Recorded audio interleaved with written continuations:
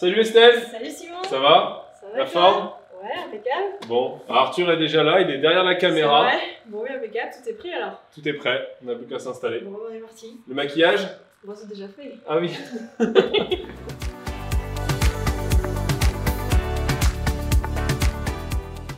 Bonjour à tous, Estelle de Farming Together.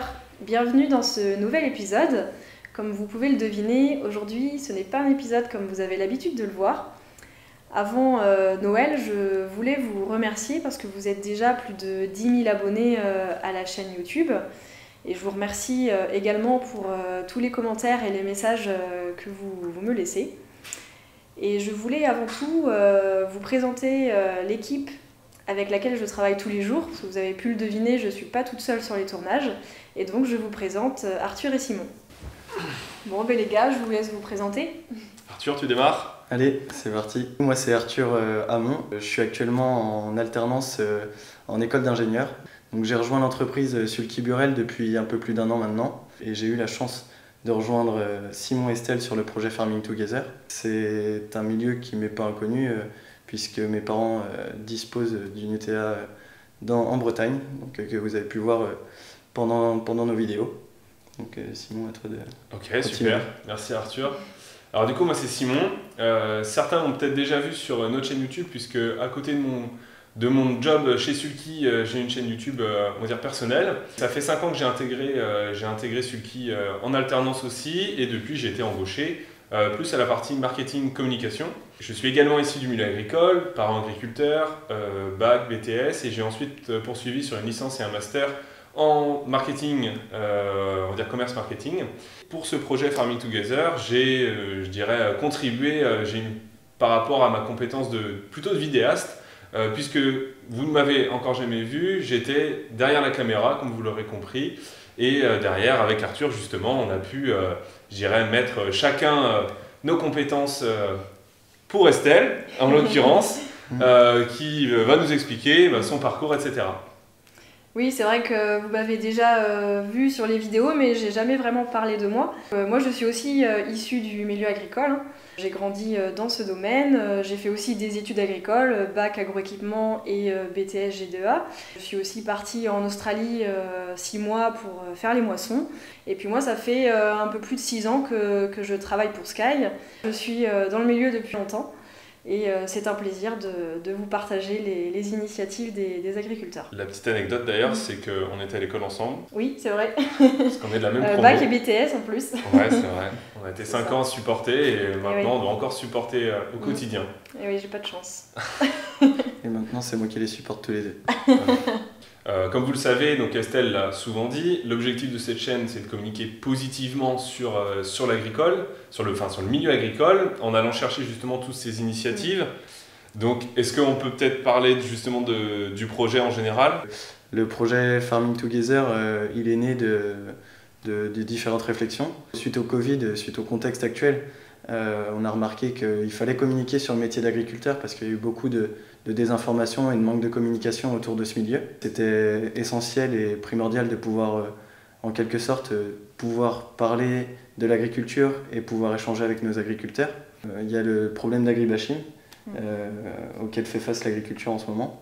C'est vrai que c'est toujours un peu frustrant ce qu'on peut voir, toute la partie désinformation, parce que nous on a tous eu dans nos expériences, on a eu l'occasion de rencontrer plein d'agriculteurs et c'est très positif sur le terrain, donc on veut montrer justement cette partie-là, en fait, cette partie positive.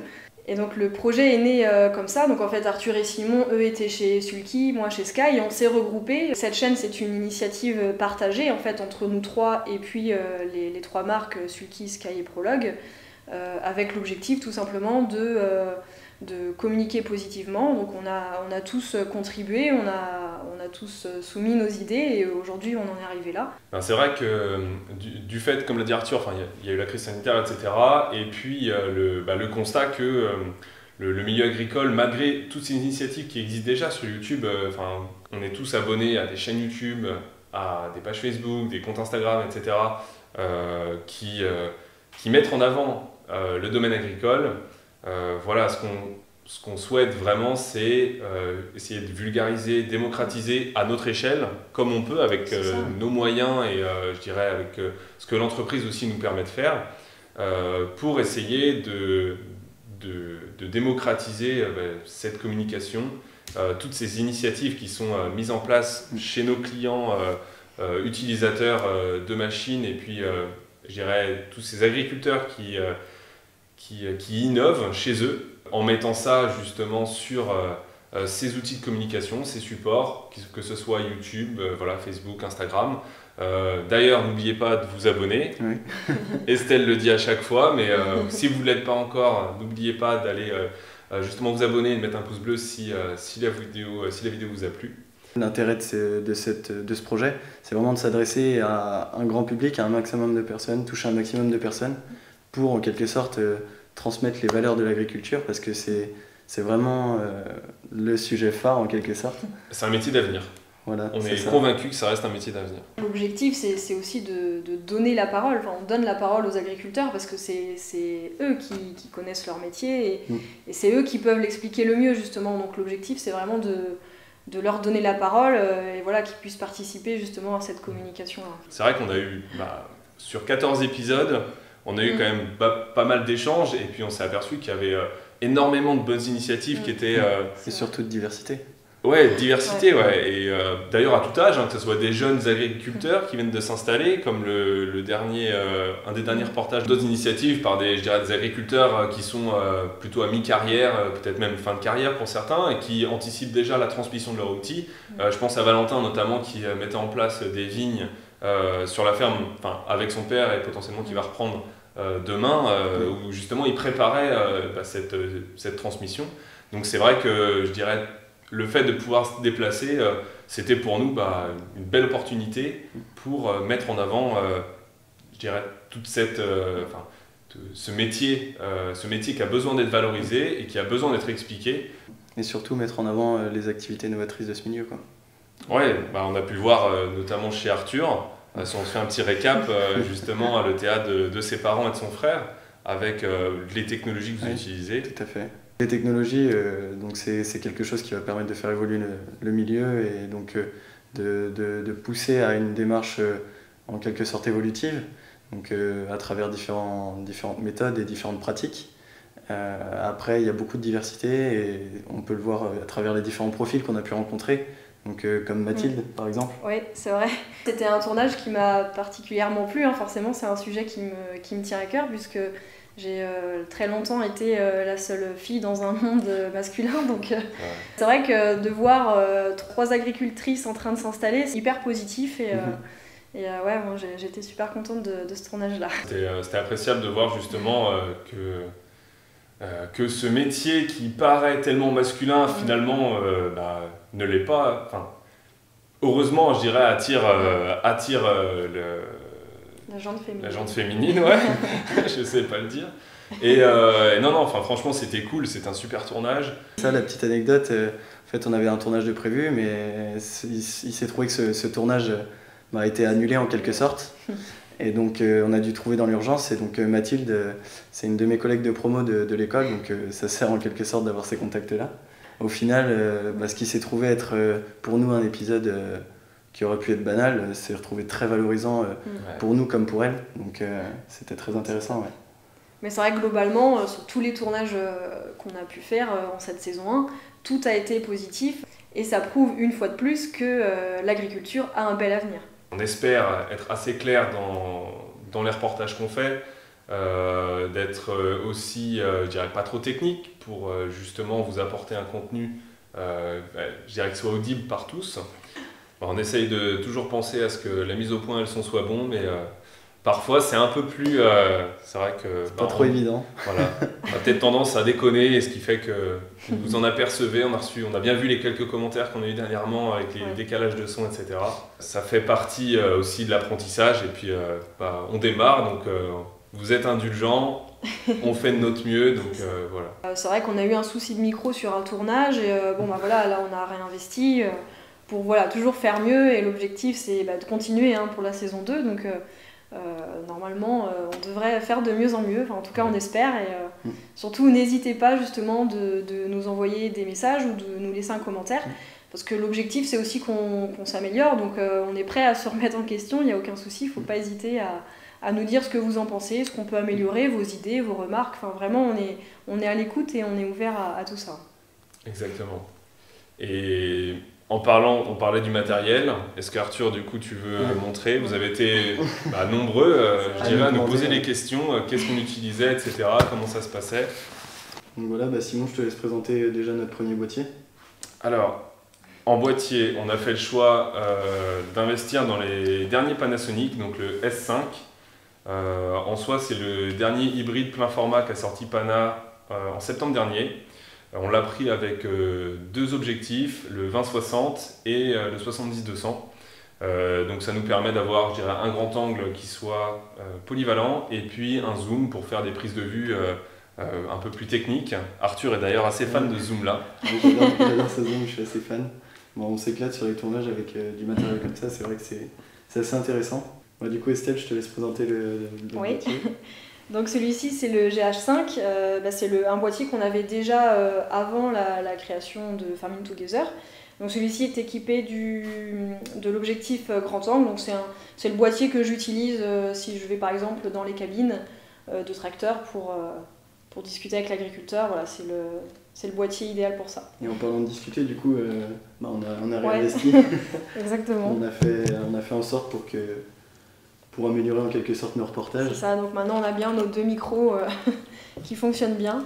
C'est les deux micro-cravates, on va dire les mini de chez Rode. Donc on en est équipé de deux paires, l'émetteur et le récepteur. Donc là on les a pris en blanc et on a les deuxièmes en noir pour les différencier. Et bien sûr équipé d'un micro-cravate, le micro-cravate Rode également, pour avoir un son, je dirais, le plus fin possible, puisque vous le savez comme moi, ce qui fait qu'une vidéo va être intéressante et puis va faire qu'on va la regarder, c'est l'image, mais c'est aussi le son, surtout quand on parle. Et on l'a bien vu avec vos commentaires, donc voilà, on a été pas traumatisés, mais on va s'améliorer. Pour continuer, on a un drone, donc l'objet de convoitise de beaucoup de personnes en quelque sorte, qui est un outil et un produit assez satisfaisant. Pour le drone, on est équipé en Mavic Pro 2. Donc je vais laisser Simon expliquer un peu tout ce qui gravite autour de ce drone. Ouais. Alors en fait, on a fait le choix de partir sur la gamme Mavic par rapport au Phantom, tout simplement par sa taille. Sa taille, facile à mettre en place et prêt à voler, quoi. Donc à savoir qu'au niveau de la législation, donc bien sûr on est homologué, télépilote également, donc ce qui fait que là-dessus je dirais que on est dans les règles tout simplement. Pour chacun d'entre vous qui souhaite justement s'essayer à n'importe quel drone, on sait tous que c'est un moyen aujourd'hui de faire des prises de vue qui s'est vachement démocratisé. Et aussi qui permet d'avoir des images qui sont magnifiques, notamment pour les couchers de soleil, etc. C'est vraiment chouette. Mais voilà, attention à la législation, il y a un cadre légal. Je vous invite à aller sur le site du gouvernement où il y a justement toutes les règles. Donc en ce qui concerne tout ce qui est stabilisation d'image, on a récemment fait l'acquisition d'un stabilisateur Ronin S2 Pro, donc de chez DJI.